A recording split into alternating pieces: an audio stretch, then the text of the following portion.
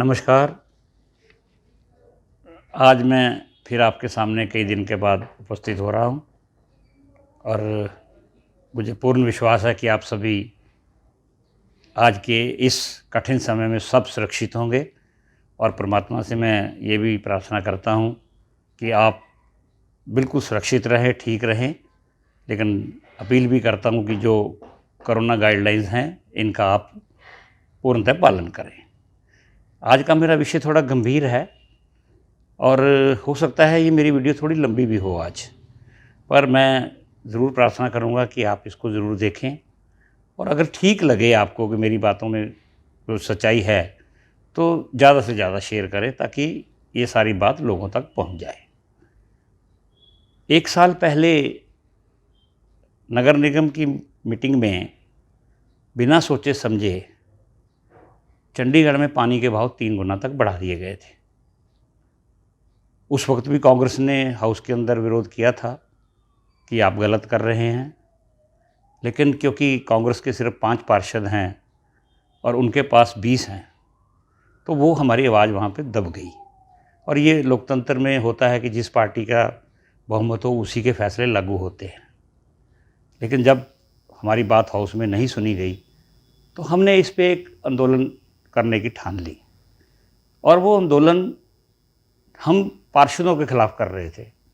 इस पे भी कई लोगों ने, बीजेपी के साथियों ने एतराज़ किया कि प्रदर्शन हमारे घरों पे क्यों किया जा रहा है। क्योंकि मेरा ये मानना था, क्योंकि मैं खुद 2 बार मेयर रहा हूँ, मुझे तजुर्बा है कि अगर कोई भी प्रस्ताव नगर निगम में आए और उस पे पार्षद विरोध कर दें तो वो प्रस्ताव पास नहीं हो सकता। अगर इस मामले में भी ये होता तो शायद आज पानी के रेट बढ़े हुए ना होते। और दूसरा मेरा कारण था कि उनके घरों का घेराव करने का, कि जहाँ से वो चुन के आए हैं वहाँ की जनता को भी पता लगे कि हमने किन किन को चुना है और वो जाके नगर निगम में क्या हमारे हित की बात करते हैं या हमारे विरोध की बात करते हैं। इससे शायद कुछ हमारे बीजेपी के साथियों को बुरा भी लगा था।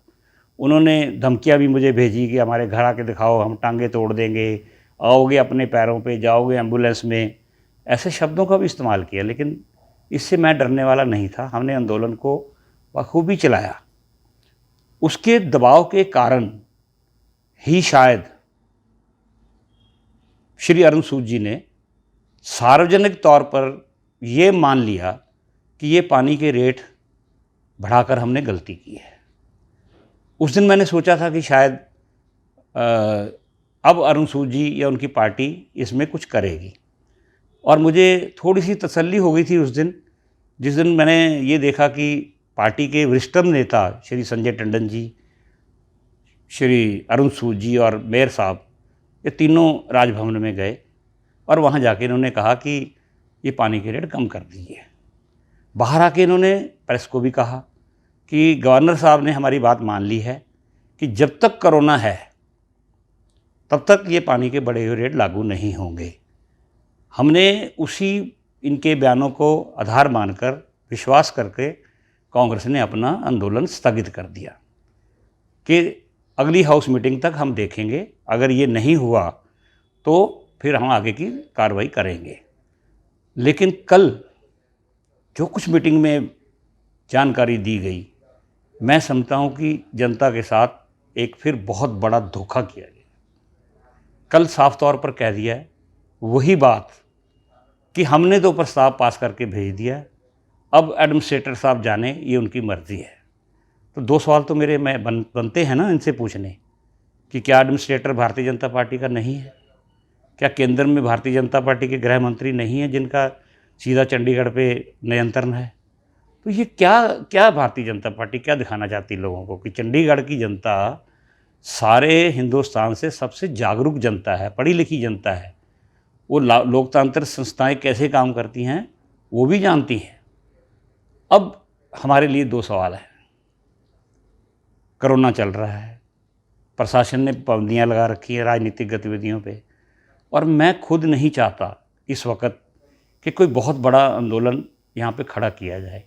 हम स्थिति में हैं, अगर चाहें तो हम कल से ही फिर वही आंदोलन को वहीं से शुरू कर सकते हैं। अभी भी हमने कई भारतीय जनता पार्टी के पार्षदों के घर नहीं गए, लेकिन मैं एक जिम्मेदार पार्टी का अध्यक्ष होने के नाते और एक नागरिक होने के नाते मैं नहीं चाहता कि आज हमारी वजह से आम जनता को सुविधा हो।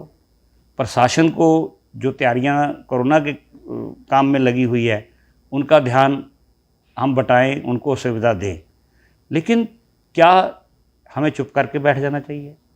एक बड़ा सवाल है, क्योंकि ये छोटी बढ़ोतरी नहीं है।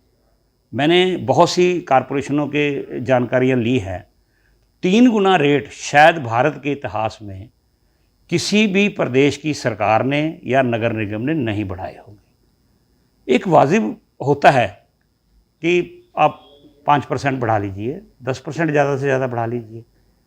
ये तो जो अगर आपके बिल आएंगे, आपको बिल तो आने शुरू हो गए, आपको लगा होगा कि जिनका 2000 का बिल आ रहा है अब 6-7 हज़ार का आ रहा है।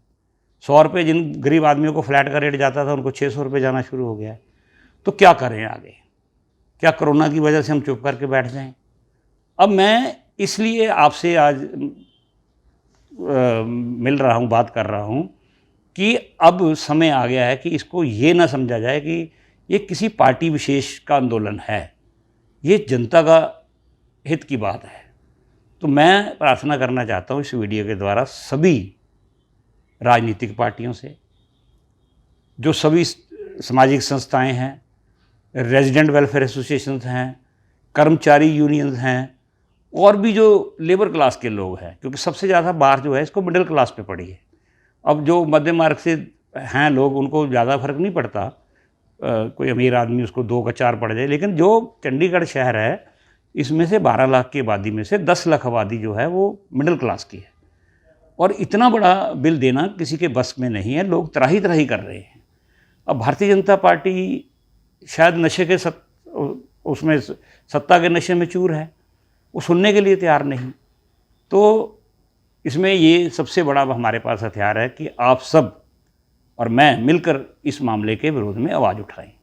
और उस आवाज़ के तरीके हो सकते हैं, आज सड़कों पे तो हम उतर नहीं सकते, उसमें आप रेजिडेंट वेलफेयर एसोसिएशन के जो हमारे अध्यक्ष हैं उनसे मेरी प्रार्थना है कि अपने अपनी एग्जेक्टिव में वो प्रस्ताव पास करें, अपने अपने एरिया के पार्षदों को वहाँ जाके मांग पत्र दें, और जो दूसरे हैं वो बड़ी संस्थाएं हैं वो प्रेस कॉन्फ्रेंसेस करें।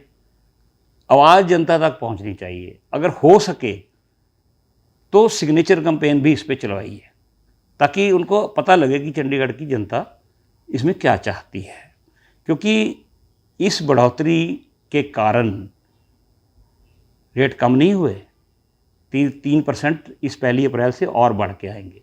उस प्रस्ताव में ये भी प्रावधान है कि हर साल 3% बढ़ेंगे, 5 साल के बाद ये रेट 1.5 गुना और हो जाएंगे। इसलिए मैं आज चंडीगढ़ की पूरी जनता से, आपसे, और एक मैं अपील भारतीय जनता पार्टी के कार्यकर्ताओं से भी करना चाहता हूँ कि ये सवाल इस बात को छोड़ दीजिए कि ये कांग्रेस कर रही है, ये और कर रही है। आप चुने हुए नुमाइंदे हैं, आपकी पार्टी के वहाँ बहुमत है, क्या कल को आपने चुनाव में नहीं उतरना? क्या आप में से कुछ नए लोगों ने चुनाव नहीं लड़ना? जनता माफ़ करने वाली नहीं है, ये सब समझ रही है। आज आप चुप रह जाएंगे, आप अपनी पार्टी के अंदर, और हो सके तो पार्टी के अंदर भी विद्रोह करिए, उठाइए बात। जनहित की आवाज़ उठाना कोई पार्टी मना नहीं करती। मैं पार्टी का अध्यक्ष हूँ, मैंने अपने कार्यकर्ताओं को खुली बात कह रखी है कि अगर आपको लोगों के हित में जाके पार्टी की नीतियों को थोड़ा हटके भी बात करनी पड़ी तो करिए। हम क्योंकि हमारे लिए जनता सर्वोपरि है, हम अपने आप को सर्वोपरि नहीं मानते। तो मेरी पूरी चंडीगढ़ की जनता को अपील है कि इसमें आप, मैं नहीं कहता कि आपकी कोई मजबूरी हो सकती है, आप कांग्रेस के साथ नहीं खड़े हो सकते, आप हमारी आवाज़ को नहीं हो सकते, अपनी अपनी विचारधारा भी होती है, लेकिन जब चंडीगढ़ की जनता की बात आ जाए तो हमें इस थोड़ी विचारधाराओं से ऊपर उठ के भी बात करनी चाहिए। मैं आपको विश्वास दिलाता हूँ कि कोरोना काल में जल्दी हम इसमें निकलें। अगर भारतीय जनता पार्टी इसमें कोई फैसला नहीं लेगी तो पहले से भी बड़ा आंदोलन करने की स्थिति में अब हैं हम। तो मेरी आपसे प्रार्थना है कि स्थितियाँ शहर की ख़राब ना हों, किसी राजनीतिक पार्टी को मजबूर होकर ना करना पड़े। आप जल्दी से जल्दी इस पानी की बढ़ोतरी को वापस लीजिए और चंडीगढ़ की जनता को राहत दीजिए। हमारा काम जनता को राहत देना है, उनका गला काटना नहीं, उनके घरों के बच्चों की रोटी छीनना नहीं। आज पूरे देश में कई सरकारें इन पे कटौती कर रही हैं। आप ही की सरकार ने, दूसरी यूटी है जम्मू कश्मीर, मैंने बार बार याद दिलाया है, वहाँ पर उन्होंने पानी के रेट 50% कम किए हैं, बिजली के रेट कम किए हैं, बहुत सी सरकारों ने कैश इंसेंटिव दिए हैं। यहाँ कुछ नहीं हो रहा। तो मैं फिर आपसे बात करूँगा, बहुत से विषय और हैं। नगर निगम में क्या क्या हो रहा है, क्या गलत काम किए जा रहे हैं, अब समय है, सब आपसे मिलते रहेंगे। एक बार फिर पुनः इस आशा के साथ कि हम इस कठिन समय से सब चंडीगढ़ के निवासी स्वस्थ रहें, ठीक रहें, सुखी रहें, हमारा परिवार खुशी रहे। आपका बहुत बहुत धन्यवाद। जय हिंद।